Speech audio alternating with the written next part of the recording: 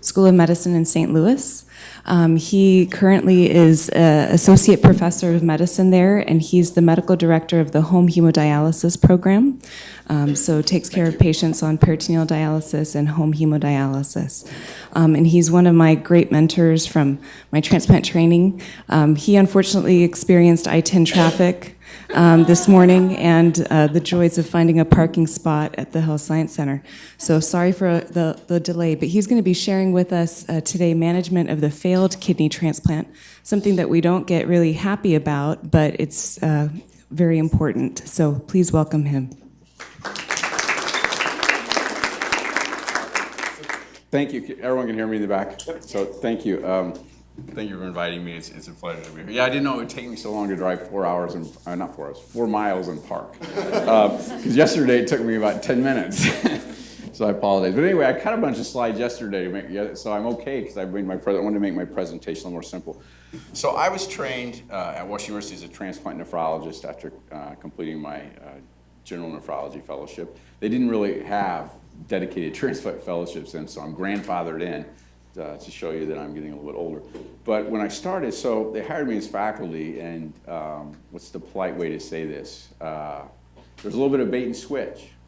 After I signed my contract and I started, they said, well, we know you trained as a transplant nephrologist, and we're happy for you, and you enjoy that, but we're going to need you to do dialysis. And I was like, well, that's not really what I signed up for. So that's what you need to do.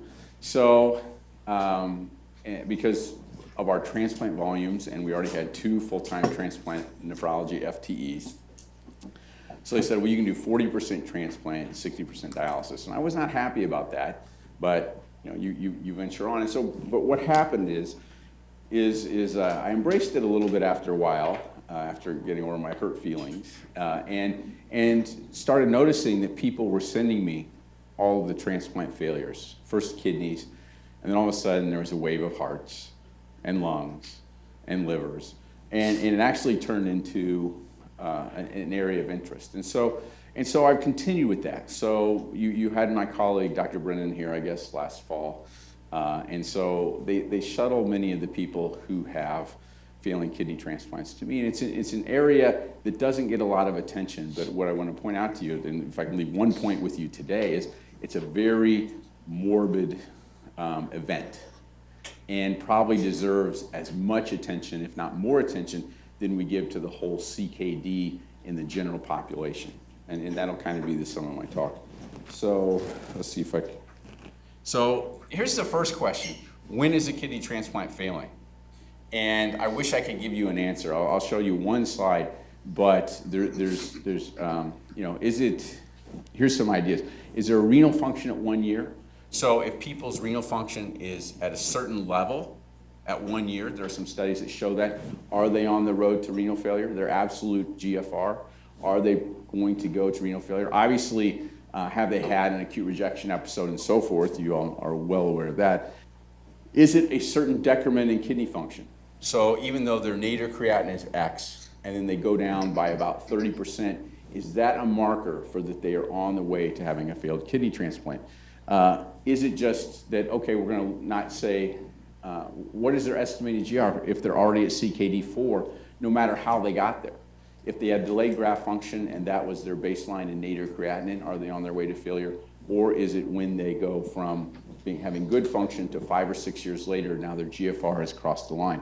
Is proteinuria a marker for kidney transplant failure similar to what it is in diabetic nephropathy or other proteinuric diseases? So should we be paying attention to people who for the first 3, 4, 5 years have no proteinuria on their clinic visits and then now show up with measurable proteinuria? And of course, the late transplant biopsies would probably be the obvious way, but if they have a biopsy diagnosis of whatever we want to call this ill-defined syndrome of immunologic and non-immunologic combination of transplant failure, whether you want to call it transplant neuropathy, what the BAMP criteria is calling it, interstitial fibrosis tubular atrophy, or if you want to use chronic allograft nephropathy, which Dan likes to use, or CAD, chronic allograft dysfunction, whatever it is, if you have a biopsy diagnosis of that, then should you start saying this transplant is failing. or if they have the onset of de novo disease or some other disease shown on a kidney biopsy. So how do we define it? And it's not known. But just to show you that it's important, and there's several studies that have been done over the last 15 years. Here's one that I think makes a point. So this was relatively simple. This group just looked at people who had had kidney transplants for 10 years or greater and showed up for a biopsy for whatever reason. So it's retrospective. And then they defined three things. Oops, what did I do there? So they defined three things. One is if they just had an absolute creatinine of greater than or equal to 2.3, whether they had C4D staining in the peritubular capillaries on the biopsy, and whether they had the diagnosis of transplant glomerulopathy. And I'm sorry for my PowerPoint here, I didn't quite get this very well. And then each of these was a point. So if you had 0 points, so you had good, decent kidney function, no C4D, and no IFTA, transplant glomerulopathy, CAD, whatever you want to call it, your actually 5-year survival was pretty good. If you had 1 or 2, though, you had about a 50% chance of failing within the next 5 years. And if you had all 3 of these, you had a 50% chance failing in 1 to 2 years. So these are the sorts of probably things we need to think about. We're all aware, we're all taught in nephrology, and probably people who are in transplant surgery pick up on this, is that when you have a diagnosis of diabetes, you have microalbuminuria, and then you have overt proteinuria. From the time you have overt proteinuria, you can almost draw a line as to when the patient will have renal failure, if they survive. You said this biopsy was done at 10 years. 10 years or more. Okay, so they got lucky to get 10 years. Well, and that's actually another point that I want to, there's a point to that. So the other thing we have to think about is, one, you get a little bit lucky in your transplant survival, but also the people who are coming from dialysis, and then the people who I'm going to talk about who come to you from dialysis, get a transplant, survive their 10 years, get back on dialysis. We tend to look at them as sick, but once they make it through that, we should actually probably be looking at them as these people survived. What in their genetic makeup has made them survive all these horrific events? Good point. So, but there are other people who've done this. Look at people who are a little bit less than 10 years. They haven't done it in terms of a nice biopsy and review and scoring things. But for example, Bert Kosicki at Hennepin County, so over 15 years ago, he just looked at his patient population. I keep hitting the wrong button here, I'm sorry. So he just looked at his people who didn't have necessarily a biopsy or a diagnosis of this, but he took an absolute marker for people whose creatinine was 3. They took everyone in their program whose creatinine is 3, and when he looked at that, the mean time to their graft failure, death censored, was 2 years. So there's clearly some work that needs to be done on this, but we can probably predict it. And you can say, well, why is that, why do we care? Their transplant failed, they're lucky they made their 10 years or 8 years or whatever it is, they're going back on dialysis, and I think I'll show you why it's failed. So one is it's a little bit more, it's actually a fair number. So 1 to 4% of transplant recipients return to dialysis annually in the United States. So Angelina was telling me yesterday that you do about 90 transplants a year. So that means you have about 900 people out there with functioning transplants, right? Are there any coordinators here? I mean, usually they know those numbers. They know the numbers better than the doctors because they have to deal with them all the time. So that means you have about 900. So that means you're probably starting about 20 to 30, maybe not you personally, but 20 to 30 of your patients, or maybe 15 to 30 of your patients every year are going back to dialysis.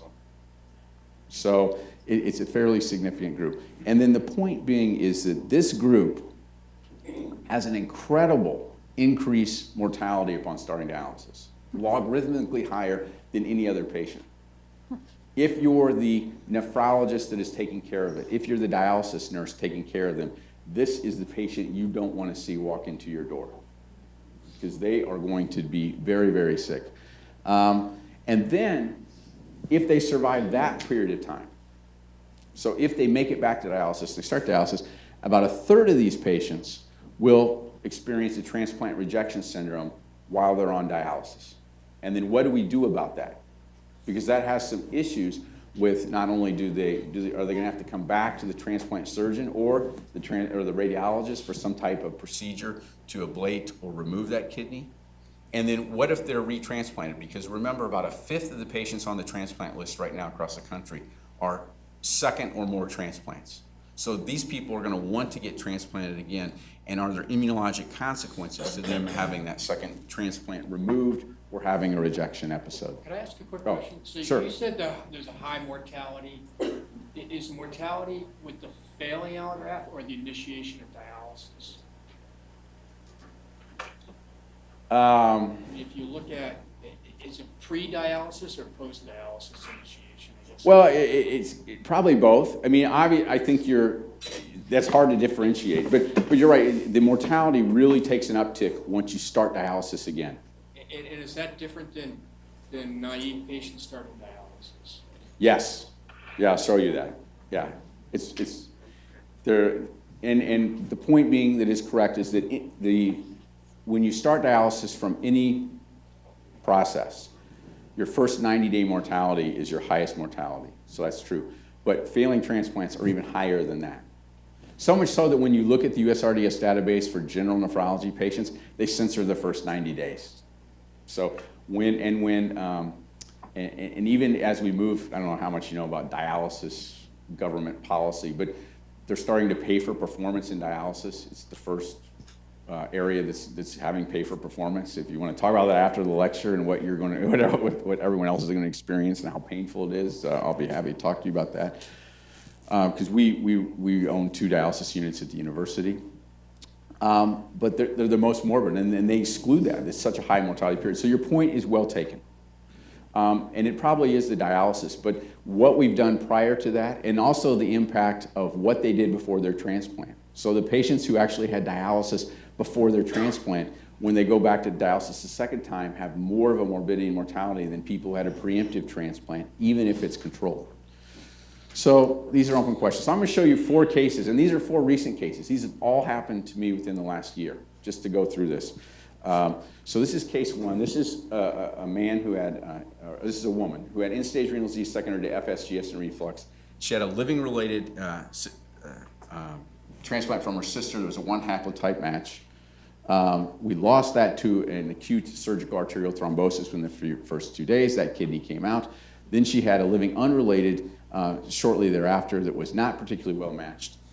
She developed CNI-induced thrombotic microangiopathy. We stopped the CNI. We tried sirolimus. While sirolimus, she developed CMV, viremia, and colitis, so we stopped the sirolimus. And as you can imagine, at year 5 now, through all this, she's developed chronic allograft dysfunction. We biopsy her. She has transplant glomerulopathy. 3 years later, about a little bit less than 3 years later, she returns to dialysis. She's already off her CNI and her sirolimus, so we stopped the MPA. She's actually at an outside dialysis unit about 90 miles away. And so then we decrease her prednisone to 5 milligrams the other day. I get a call from the outside nephrologist that about a month later that she has low-grade fever, she's got EPO-unresponsive anemia, left lower quadrant pain, she's had some hematuria, she's had some lethargy, some confusion, she's not feeling well, her nutrition is bad. They've cultured her up, they've seen, they can't find anything, so they want to know, is it a problem with the kidney? Probably. So it improves with prednisone daily. And then we try to taper the prednisone. This happens again. So then she is scheduled for transplant nephrectomy, and the explant shows severe rejection. So this is her bladder. You can see she has clots in her bladder. Here's more clots in her bladder. Here's the kidney transplant, which is swollen and consistent with the rejection. And then here's the reversal of diastolic flow, consistent with rejection. Then actually have histology slides from the explant. I just haven't put them in the PowerPoint yet. That shows severe rejection, the same as that you would see with a BAMF3 rejection, somebody acutely after transplant. So here's a lady who and went through a process right after returning dialysis, and she's still recovering from this. This just happened. Her explant was just 2 months ago, so she's still, her albumin's still in the 2s. She's slowly recovering and so forth. She survived though, to your point. Case 2, so this is end-stage renal disease secondary IgA nephropathy, deceased donor kidney transplant after 3 years of hemodialysis, returns to dialysis with transplant glomerulopathy after 7 years. The patient's relisted. Then we go 3 years later, and this patient lives 3 hours away from our medical center. We don't even know he exists anymore other than he's back on our waiting list. So we've done a reevaluation. So we get a call again from the nephrologist that he's having low-grade fevers, EPO-unresponsive anemia, fatigue, mild intermittent rectal or qualm abdominal pain. They've done an evaluation again. Is there anything they can do? And so this is 3 years after withdrawal of immune suppression and return to dialysis. And so you can see that he has hemorrhagic necrosis 3 years after immunosuppression withdrawal. So this patient also underwent transplant nephrectomy. So the point being is, the thought is that in most patients, or more similar to the first patient, that they develop their rejection episode right after tapering their immune suppression. But actually, when you look at the data, most people have this occur 9 months to 18 months after return to dialysis and withdrawal of immune suppression. So it's something to be cognizant of. It's probably something to warn the patients about. It's something to probably tell the referring doctors, the dialyzing doctors, when the patient fails their transplant, this may happen. And it happens in about 30% of people. And it isn't necessarily going to happen right after you withdraw your immune suppression. It's going to happen later on, so that you can maybe be a little bit more on top of it, deciding what to do before the people have their EPO unresponsive anemia and have to be transfused, and before their nutrition goes really bad, before they have all these other things happen. So it's something to think about. Case 3, so this is an African-American man who had end-stage renal disease. So now you're thinking, well, okay, we'll manage the rejection. Maybe we keep people on immune suppression and taper it over a few months, or maybe we just notify things, but we need to look out for this. So here's another case, African gentleman with end-stage renal disease, presumed due to hypertension at age 27 in 1995. This was actually diagnosed in another state, so we really had no records in our chart or anywhere else as to what happened back when he was diagnosed. He was on hemodialysis for 3 years. He moved to our area. He got a deceased donor kidney transplant in 1998. Probably not the best kidney. This nadir creatinine was 1.9, and then immediately after transplant, he gets massive nephrosis and FSGS concomitant with the CMV infection, CMV viremia. And so we had two things to deal with, we thought. And so we treat the CMV, and amazingly, the FSGS goes away. So we biopsy him, his FSGS goes away, the proteinuria goes away, but he's left with a creatinine of 2.4, which he keeps for several years, many years. And then he has a couple other complications of transplant, including a DVT and PE. He has slow progressive renal dysfunction over the next several years. So he has, transplant 1998. His creatinine is going up in, 10 years later. And we managed it to your point. We said, well, hey, it's deceased donor kidney transplant, probably not the best kidney. We had a complication. It's lasted 8 to 10 years. I didn't put this up here, but he has very low proteinuria, about 400 milligrams to 900 milligrams per day. What do we need to do a biopsy for? What do we need to look at this for? This is CAN, CAD, IFTA, and so forth. So he goes back on dialysis last year. On resumption of dialysis, I discontinue his azathioprine because this is one of the people who lives closely, and I'm actually taking care of him. He actually works almost across the street from our dialysis unit, so he wanted to be in our dialysis unit. We decrease he's on cyclosporin still, so we decrease him to 75 milligrams daily. We continue his prednisone 5 milligrams daily. We taper this cyclosporin to off over 3 months, and he starts developing a non-productive cough. It seems worse with volume overload. His chest x-ray is really unremarkable. I don't think much about it. His cyclosporin is stopped, and then 4 months later, the nurse calls me and he's having hemoptysis, and he's still having the cough. And we get a CT scan, a chest x-ray, and I don't know. The radiologist called me because they're worried about this. And I guess I'm a little bit too far away from my general internal medicine and looking at these every day, every more. But anyway, their concern was that he had some nodules and some ground glass opacities on the chest x-ray and the CT scan that were markedly different from his near normal chest x-ray of 6 months earlier when he first started having the cough. So we get a bronchoscopy, and he has a capillaritis, suggestive vasculitis, and organizing pneumonia. They culture everything and stain everything as negative, and then they say, well, let's do a vasculitic workup, and he's markedly ANA positive. No one's really ever looked at that. And so probably what this patient had is 20 years ago, he probably had an unusual case of lupus that resulted in renal failure. We had him on immune suppression for almost 20 years with his transplant, and then we didn't get into a rejection problem with his kidney when we removed his immune suppression, but the underlying disease probably came out. So these are the sorts of things when you withdraw some immune suppression that you might see, some of the weird things that happen. And then my last case, so I won't bore you, this is probably the one I'm most concerned about, because we can all, you can say, those other three, what can you really do about it? Kind of goes with the territory. It's dialysis, it's end-stage renal disease, it's immune suppression. But this one is probably one that is one that I think about probably should have been handled differently. So this is a 50-year-old type 1 diabetic, which, I should go 50 years old, so he's had almost 40 years of type 1 diabetes before his transplant. So he's on peritoneal dialysis for about a year. He gets a living unrelated transplant from his spouse. He does extremely well for 10 years until age 60. And then he starts having other diabetic problems, including a massive MI and bypass at year 11. He had a little acute kidney injury not requiring dialysis, but recovers from this. But he starts having progressive renal dysfunction and proteinuria. This time we decide to do a biopsy, and he has no immunologic damage that we can find anywhere in his kidney. He has, I have this slide too, and if we had the fellows here, I'd ask him to read it. It's classic diabetic nephropathy. He has recurrent diabetic nephropathy. No immunologic, and he's never had a rejection, no immunologic issues. So he resumes dialysis at year 14, and with a hemodialysis catheter. So we stop his MPA. I decrease his tacrolimus to a daily dose, so half his dose, and I plan to taper it over 3 to 6 months to avoid, this man's kind of sick and malnourished, but I let him go a little bit more with uremia than he probably should have. So I'll say, he doesn't really need an nephrectomy now. I'm not going to take the 30% risk that he's going to get that with the immune suppression. So I continue his 5 milligrams daily. Dialysis is going remarkably well. Even though we may have waited a little bit too long to start him back on dialysis, because he wanted to go to a family wedding in Puerto Rico, not on dialysis, so we kind of tided him over. He does well. He actually starts then on home hemodialysis and does well with this. Well, I get a call that he's going to the emergency room because he's not feeling well and have abdominal pain. He dramatically declines in the emergency room, becomes hypoxic, is intubated, and then dies within 36 hours. Oops, sorry, what did I do here? There we go. And he has a massive pneumonia. And it looks like it's from the cultures. His blood cultures are negative, but the cultures when they intubate him and in the ICU for the first day show Pseudomonas. So this was probably an area where we probably should have said, as I'll show you in some of the other data, this is an older type 1 diabetic.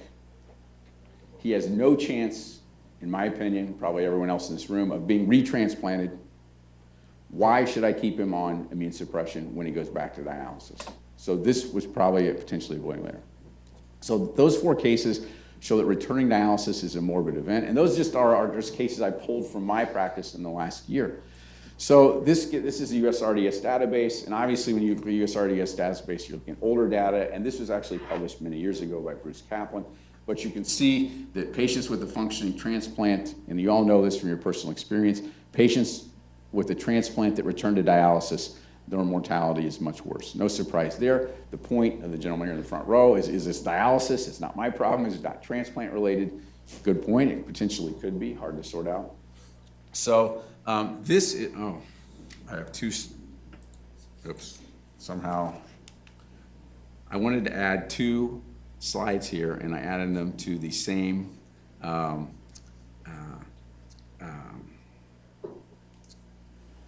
slide here. So what the overall slide here is, well, I'm going to have to skip this slide because it's 2 slides that somehow I've overimposed on each other. But just another study, 4,000 transplants in Canada. So you have, this is people with transplant function. This is the transplant failure. This is the relative risk of death. And you can see that the relative risk of death is almost 20-fold in the first several months of returning to dialysis compared to a transplant failure. And it is several-fold higher than your prevalent patients or incident patients on in-center hemodialysis that are not transplant patients. Now, the other point, though, is that once you survive this period, your relative risk of death is more along the lines of people that are already on dialysis. And then there's actually a subgroup, if I can find, it's actually that slide. There's a subgroup that once you get back on a transplant list on dialysis, so you're healthy enough, Now this is retrospective data. So you have this morbid event on returning dialysis. Your rate of death goes closer back down to the regular dialysis population after about a year. If you are healthy enough to be listed on a transplant, your mortality actually is better than the prevalent dialysis patients that are there. So, again, this is just another study. This is 175,000 people between 1995 and 2000. So this is the hazard ratio of death compared to people on the transplant waiting list. So we're not comparing them to healthy individuals. We're not comparing them to transplants. We're not comparing them to healthy transplants. We're comparing them to people that are along the lines of their compatriots. They're people who are on the waiting list for transplant that are on dialysis. And you can see that the hazard ratio is still markedly elevated in the first several months. And then it goes down as we make it to a year or two. Once we get out to a year, we're about equal to the people that are on the transplant waiting list. One point I want to make is in every one of these studies, if you look at the data carefully, one thing pops out. The diabetics are at the highest risk. And what do these people die of? They die of cardiovascular disease and infections. So one of the things that I will have as one of my endpoints too is when we start to stratify who we should pay attention to, who we should absolutely withdraw immunosuppression earlier, this would probably be one of the issues that we would address, the diabetics. So what increases your risk of death once you return to dialysis? A couple interesting things come out. One is what happened to you even before your transplant.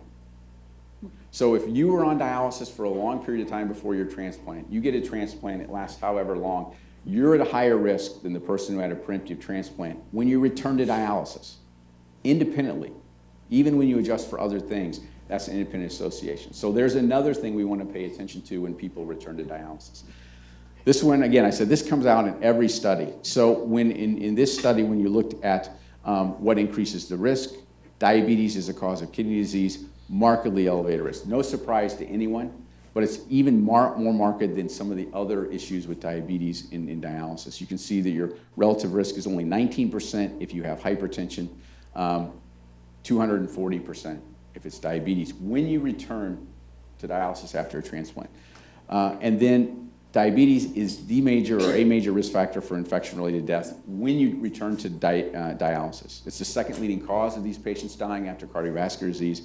And the diabetics are even more susceptible to dying of infection after they return to dialysis from transplant than other renal diseases. So that would be one of the things we want to stratify. So those are two things we can look at to look at this.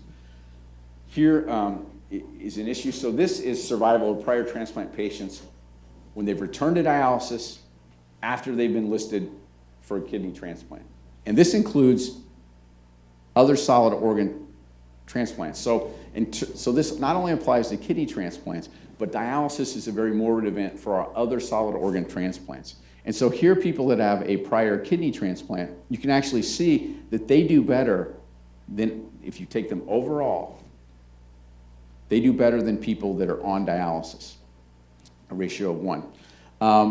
And again, their mortality is extremely high initially, but if you survive that and make it to the transplant list, you're actually going to have better survival than the other people on dialysis. And it's better than people on the waiting list with no prior transplant, which is interesting. If you have a heart, or a liver or a lung transplant, you start dialysis, you get on the waiting list, you can see that your mortality is very, very high. So when we think about transplanting those people that have other solid organ transplants with kidney transplants, we need to keep this in mind. Hopefully we're going to do it quickly. Hopefully we can maybe do it preemptively. Hopefully we can do a living kidney transplant. Now, so hopefully I see people that are kind of falling asleep in the back over having many, many slides showing how bad things are. So it's a morbid event. So we've kind of established that. Now, what do we do when we put people on dialysis? How should we handle the 30% of people or so that are at risk for having a rejection episode in transplant, nephrectomy, or explant of the transplant, or dealing with that? So you could say, well, let's just continue the immune suppression. Well, there's some downsides to doing that, and this is a study that's many years old, and there aren't a lot of good studies on this, but there are several that show this, that when you continue transplant, you have people that get infections after returning to dialysis. So there's a big downside to dealing with that immunologic issue of that kidney transplant the way we do when they have a transplant by continuing immune suppression, and they'll have infection. And several of these people will die from those infections. So after returning to dialysis and withdrawing immune suppression, about 30% of patients will experience a rejection syndrome. This made the argument by Dr. Ayas, who I guess is down the road in Houston here, and they looked at patients receiving transplant in 1994. And this paper was actually, he was trying to make the point that people who have their transplant removed, rather than continue it, they actually do well. So he was advocating maybe we should do more transplant nephrectomies, maybe we should deal with these things a little bit earlier when people start having problems. You know, it's slightly better, but the point I wanted to bring from this study is this was a nice study because it looked at everyone in the USRDS database for 11 years. And the point being is the mean time to when this happened, when the kidney was removed, was 1.66 years after return to dialysis and withdrawal of immune suppression, over 18 months. And the quartiles, the 25% and 75%, were at 9 months and 3 years. So this will happen, this immunologic event from a transplant will generally happen out of your purview as a transplant center. So it's something that it's happening out there now as we speak. It's something that our nephrologists and our patients need to know about and what to look for when this happens. Could I ask a question? Dr. Sure. Ayas suggested that doing a transplant nephrectomy improved the immunologic situation if you were retransplanted. Do you think that's the case? I have a whole slide. I took all those slides out of this because you start to get into it. There's no definitive answer to your question. And he shows another graph. I don't know if you remember the paper. He shows another graph where the people, to kind of prove that, those people who had their transplant nephrectomy had twice the transplant rate of the people who had their kidney transplant left in. But so he kind of has the clinical proof that maybe that concept works. But if you look at the immunologic data, people who measure PRAs and people who measure DSAs, there's a whole host of data that suggests that when you remove the transplant, that the immunologic status gets worse. I think it's an unresolved issue. Probably, when things are that unresolved, it's probably not worthwhile taking one side over the other.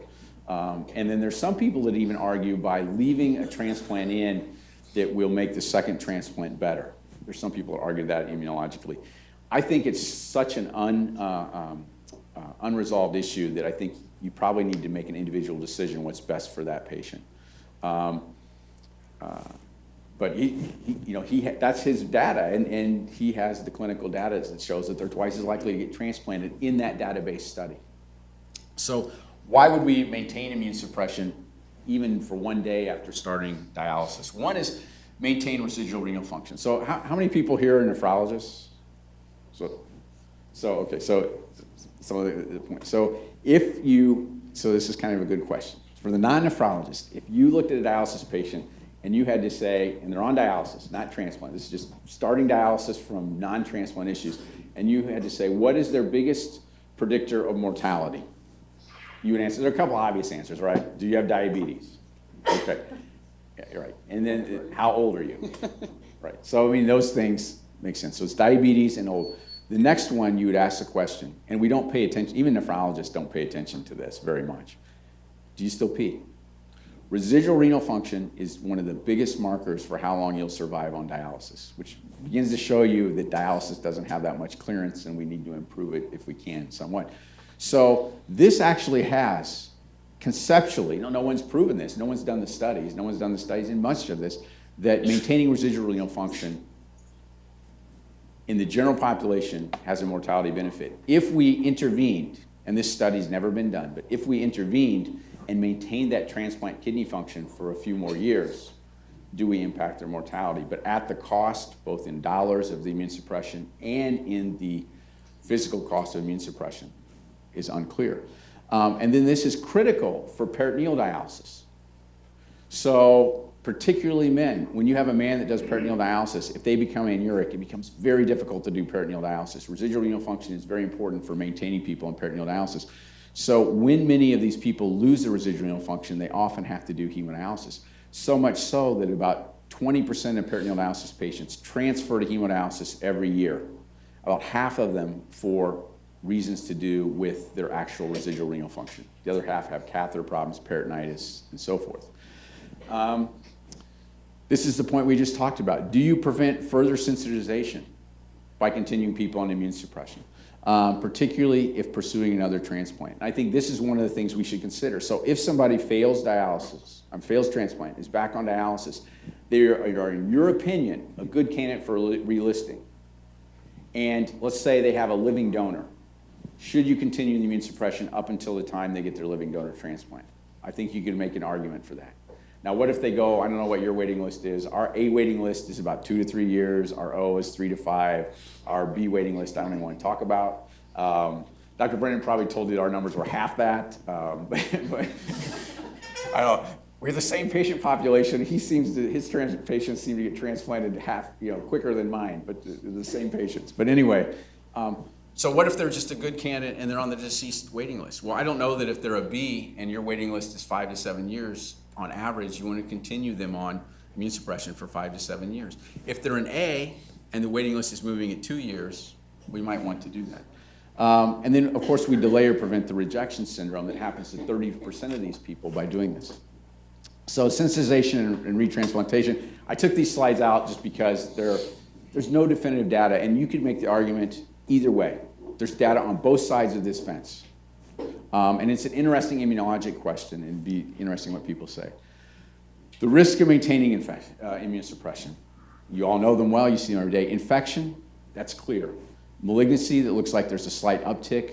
Remember that people that are on dialysis already have more malignancy than people who have kidney failure but aren't on dialysis. So there's something about the end stage of uremia that you have more kidney failure. And then, of course, the other side effects of immune suppression that you have.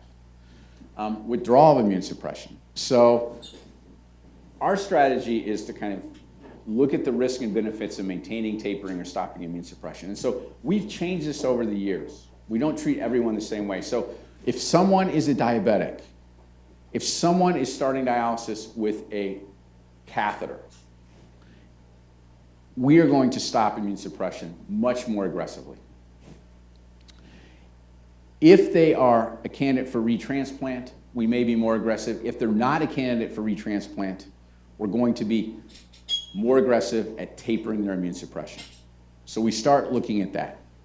Because these people, by continuing their immune suppression, the risk of infection and death from continuing immune suppression is likely more than the risk of the 30% rejection syndrome and having to deal with that with however you want to deal with it, a transplant nephrectomy or an embolization. Once we start, so in these people, we would probably start tapering them immediately and get them off as quick as possible. So we'd probably stop both their cell cycle inhibitor, their calcineurin inhibitor, and then taper the prednisone as quick as we could. For people who are at lower risk, who aren't the diabetics or who aren't starting with a catheter, we would probably withdraw over 6 months. We'd stop the cell cycle inhibitor at the initiation of dialysis. We typically decrease the calcineurin inhibitor to daily. We taper it over the next 3 to 6 months. After we've tapered the CNI, we taper the prednisone. Our own internal data suggests by doing this that we lower our transplant nephrectomy rate from about 30% to 20%. And you can argue, well, is that reduction enough to justify the increased costs and side effects of doing this? And I don't know. And then what we've adapted to is we've not left people in the dark. So we've had enough disasters that when people restart dialysis, we actually communicate with both the patient. If you have these symptoms, call us, and write them down, so that people aren't doing 2, 3, and 4 month workups for anorexia and for fever of unknown origin and for abdominal pain. And we also communicate to the referring doctor, as they return to dialysis, look for this. And by the way, it may have, the average time that it happens is 9 to 18 months after they come back to you. So look for this. And so that people are a little bit on it. And with that, I'll be happy to take any questions or comments. Yes. Knowing that the mortality is so high in the first 3 months after return to dialysis, do you try and see the patients on a very frequent routine basis for 3 months? Well, so do most of your so Missouri, St. Louis is obviously urban. Missouri is very rural. So we lose control of the overwhelming majority of our patients, not just from our transplant sites, but from our system. So we actually don't even see them on a regular basis. It's not our nephrologists, and many of them are 100, 180 miles away. So I don't know if San Antonio is like this, where you have a rural or outlying population that is a large part of your population. We encourage that, and in our centers, we do. In our centers, we've all been burned enough time. We own 2 centers, and we have a JV with DaVita for 2 other in the county. We have enough of our patients that start there that everyone is on alert for this, that these people have a high mortality and to pay attention for it. I think people should. I think that's a very good recommendation.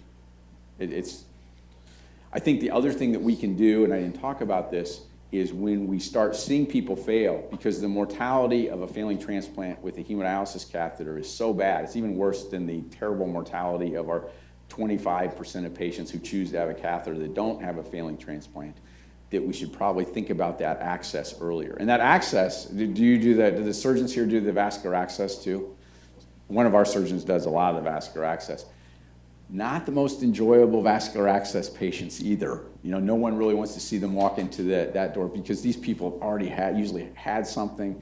And so then we're talking about, and we're trying to do a fistula now, a fistula first, so we're moving to an upper arm, and now we're gonna have to do a transposition. They're very difficult to get, but perhaps one of the things we should start to think about is when people have their creatinine of 2 or 2.5 or 3, or they have the transplant neuropathy, and you know that failure is coming. It may not be for 2 or 5 years, but it's coming. Maybe we need to start to have a plan for that access, because then they won't start with the catheter, and that takes it out of it. But I think that's a very good point, is that these people need to be watched in that transition period more frequently, and we should probably communicate that as they go out. Yes? If you need to do a biopsy on somebody who may be on their second or third transplant, and they still have their first transplant, do you typically biopsy both kidneys? No, I mean, let's see if I've ever done that. I don't think I've ever done that. Most of the time, by the time their first kidney transplant fails, and then they're back on dialysis for a period of time, it fibroses and shrinks, and then it looks like a scar no matter, so what I'd like to do now is a patient who we probably missed the diagnosis of lupus, I'd like to go back and biopsy his kidney. Well, the problem is he's been anuric for a period of time. On imaging, his kidney's about this big. It's gonna be a scar. Almost any renal disease, even glomerulonephritis, by the time it fibroses and becomes anuric, it's a scar. And so it's really hard to make that pathologic diagnosis. So I have never done that, and so I'd be unlikely to do that. So we always do the new kidney. Well, it's unlikely to have a rejection event in the old kidney after the new kidney's in. I've never seen that. I've never seen that. And plus they're back on immune suppression. And the waiting list usually doesn't move long enough that people's transplant kidney is still working by the time that we put in a new kidney. Yes? Wasn't the point of your talk, but as far as a strategy goes, a center that might recommend a nephrectomy at 1.6 years, is there a strategy that is impactful for the patient in decreasing either their PRA or their strength of their unacceptables in this cascade of failure? So there are some people that argue, so biochemically, there are some people that have done exactly what you say, is that in order to keep their PRA down and their DSAs, because we're going to relist them, we're going to continue them for transplant. And they have small retrospective or observational or a few prospective studies in small numbers of patients that works. So biochemically, yes. But it gets to the point is how, but if no one's done the randomized trial on that, no one's actually done a very good, any trial on that, at what cost are we doing that? So, because you're going to have an infectious cost, when is the next transplant, so forth and so on. So it's really an open question. I think so you said the strategy I would look for is then, when's their next transplant? And if I can answer that they have a living transplant coming up, I would do what you say. That I know biochemically, I'll keep their PRA down. So therefore, because I know they're going to get a transplant in 3 months from their aunt or sister or brother or whatever, I probably don't want to go through a rejection. I probably don't want to go through a nephrectomy and then have to wait until that gets better, resensitize them, and redo a transplant. If they're healthy, the data would suggest if they survive that period of time and they're healthy and they're non-diabetic and you're going to relist them and they're a good candidate and maybe your waiting list moves at 2 years, then there's no data on that. I think that one you could make a call either way. They have a 30% chance of a nephrectomy and having a rejection episode. Their DSA and antibodies and PRA is probably going to go up after that rejection/nephrectomy occurs. You know, is that worthwhile while they're on the waiting list? So that would be my second group. And there, I don't know what the answer is. Then you have the third group, which is the people that you're likely not going to transplant again, or are high risk for transplant again, that are diabetics, that are older, that have a hemodialysis vascular catheter. I wouldn't care what their PRA or sensitization is going to do. I would let that go because their risk of having a problem with the immune suppression is going to be much greater. That's how I conceptualize that. There's no great data for other way, but you're absolutely right, is that if you wanted to, you could come up with a strategy to minimize their sensitization after return to dialysis. But the question is, at what cost? It's a great question. Yeah, so you had mentioned that study where the patients who got the transplant nephrectomy got retransplanted at a higher rate. But I think you suggested, too, they didn't really look at any markers of sensitization in that study. No, they didn't because it was a USRDS study. Now, Dr. Ayas, I mean, he's written about this a couple times. He may in his population, do you know, has he written about this in his population? I don't know that he's written, I haven't seen it if he has. Stuff well. So, but I mean, you could postulate any number of reasons that the transplant nephrectomy group got retransplanted. Right. They may just be healthier people, and that's why a surgeon was willing to operate on it. And that's the problem with a lot of kidney literature, especially when we look at this USRDS database. It's just all database. Sure. And it's so not a trial. But I guess the other question that I think you would probably have some insight into is in terms of then the other strategy of tapering or keeping low levels of immunosuppression on. You put forth some powerful anecdotes of the consequence of that in terms of infection risk, but on a more large scale way, instead of anecdotally, at those very low levels, what are the true is there any data about what the true consequences of the infection risks are? You know, because a prograph level of 2 is different than a prograph level of 8. Like, I think we understand what infection complications with transplant immunosuppression are. Do we understand what they are with these, like, pseudo-homeopathic? No one, you're exactly. No one really, if you look at most of the immune suppressives, they have not been studied on dialysis patients, period, for anything. Even if they get uveitis or if they have lupus and a lupus flare while they're on dialysis, the use of mycophenolic acid or tacrolimus has not been well studied in dialysis patients. So it's a really good question. What you're answering is good. But you know from the overview that their mortality goes high, and the reason they die is twofold: cardiovascular disease, which we probably can't impact, and then infection. And then, but your point's well taken. Maybe the infectious risk is just uremia, diabetes, their hemodialysis catheter, and maybe the immune suppression that we're manipulating doesn't impact that greatly. That study hasn't been done. I mean, it would be a great study to do, to look at that. Interesting. Have you tried treating any of the rejecting kidneys with embolization rather than nephrectomy? We were talking about that last night. So not on purpose. So we've actually, the kidneys we've embolized are ones that we've had bleeding complications after biopsies and where they develop big AV fistulas and they get into problems. So we've tried to selectively embolize a few kidneys in the lower poles, and we've overcooked it a little bit. But no, we've done nephrectomy. I mean, it's an interesting question. I mean, it's something that I know the practice is here. There are a few studies on doing it. It looks like it's effective 80 to 85% of the time. I mean, I think it's something to look at. And no one, since so few people are doing it that way, no one has looked at the biochemical markers of the sensitization after what happens. So, you know, it's an interesting thought. Maybe it's a less morbid event by doing it that way. So I had a question earlier, then you brought a slide up that somewhat answered it, but it still doesn't really answer it. It's the other solid organ recipients who are going on dialysis, who are on immunosuppression, who are gonna, I assume, continue immunosuppression. They do. On dialysis, yet they still have a lower, if I read the slide correctly, still have a lower complication. No, they have higher. Than I did read it. Yes. Than the kidney transplant, though. Right. So remember though, but the kidney transplant is a selected population because it's kidney transplants that have failed, gone back to dialysis, and gotten back on the list. Uh-huh. But they're off immunosuppression. Most of them, yes. Yet off immunosuppression, they still are worse off than. No, they're better. It was survival, not No, mortality. but, because I got the slide. Yes. But they're still worse off, or not, then I must have read the slide. No, so They're you're- still worse off than the solid organ who are on immunosuppression on dialysis. So so I think you read the slide right, but the point that you're missing is that there's two groups: Uh-huh. relisted failed kidney transplants and non-relisted. When you add the people who are for whatever reason, probably because they're too sick, are not relisted, that brings the whole group down. So when you see, I mean, and what makes a person able to be relisted, we probably should think about that and look at that. But if you see a patient who's on dialysis, who's relisted, who's gone through a transplant evaluation, they're good to go.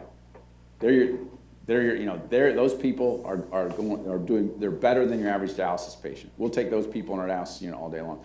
But the problem is when you add the people who are failed and not eligible for a second transplant, they do much worse than the other solid organ. You're right. Those people do worse than the liver, hearts, and lungs on immune suppression. So but the liver, hearts, and lungs also do worse than the general population, and they do much worse than the people who are on the waiting list for kidney transplants. I did read the slide. So, I think you're combining two of the slides. Sure. And so that's the key point, is that there's a selection bias for if you've made it through this process, kind of the first point you said, well, gee, they already made it 10 years. It's like they're survivors. If you make it through dialysis, transplant, dialysis, relisted for transplant, you do pretty well. So, but it's a conundrum. Well, I didn't promise to have any answers for this problem that I brought up, and I clearly gave you no answers. But it's kind of where we're at. It's a real problem. I've been trying to address it in our transplant center. Our transplant center is very similar to yours for 15 years, and about the only change I've been able to implement is we have a specialized CKD clinic after transplant. And I have one of my colleagues and another nurse practitioner help us. And we have almost 200, we follow about 2,000 patients with kidney transplants and then other organ transplants with kidney disease. And so we have about 150 to 200 patients that come to that clinic. And that's I don't know if I've impacted the outcome, but it'd be nice, we have some new immunologic people, and maybe we'll start to look at some of the immunologic consequences of this. But it's an area, if anyone's interested in studying this, it's an area that's wide open for study. It seems like a public policy issue. I mean, or not an issue, but it seems to me that you would have a partnership, let's say if it's AST and a nephrology group, because if everybody's experience is 2 to 3 patients are failing and returning to their single center, they have such a small experience. Right. That even if it's unanswered, if you could provide a standardized national set of guidelines for things to be cautious of and look for, you could impact that death rate in the first year of returning with, again, a group of community nephrologists. We have them that are 10 to 12 hours away that are just out there floundering, and 2 years later would never even think it was the transplant kidney causing this weird set of symptoms. Right. I Yeah. nominate you to do that. All right, I'll work on that. Well, let me tell you the other problem. I'll tell you I didn't show these slides. We have a few cases where we have the opposite problem, where we sent the patient back, not quite 10 or 12 hours away, but 4 hours away. And we did not give specific, we kind of hinted that we should stop the immune suppression, but we didn't give specific, do it now, do it this way. And the patient comes back 2 or 3 years later with a massive problem, and they're still on the exact same immune suppression on the day they left our office with their failed transplant. And I think that happens out there too. So I think it's an issue, you know, so we used to want to cast these people to the wind and assume that our nephrology colleagues will be able to handle it well. Because one, it's a hard thing to deal with, and two, it's not their average patient. So, well, thank you.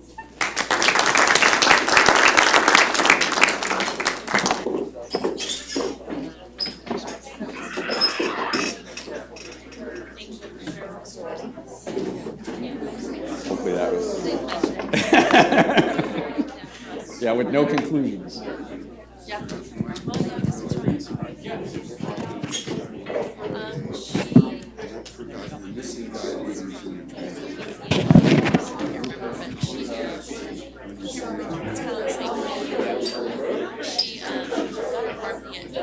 She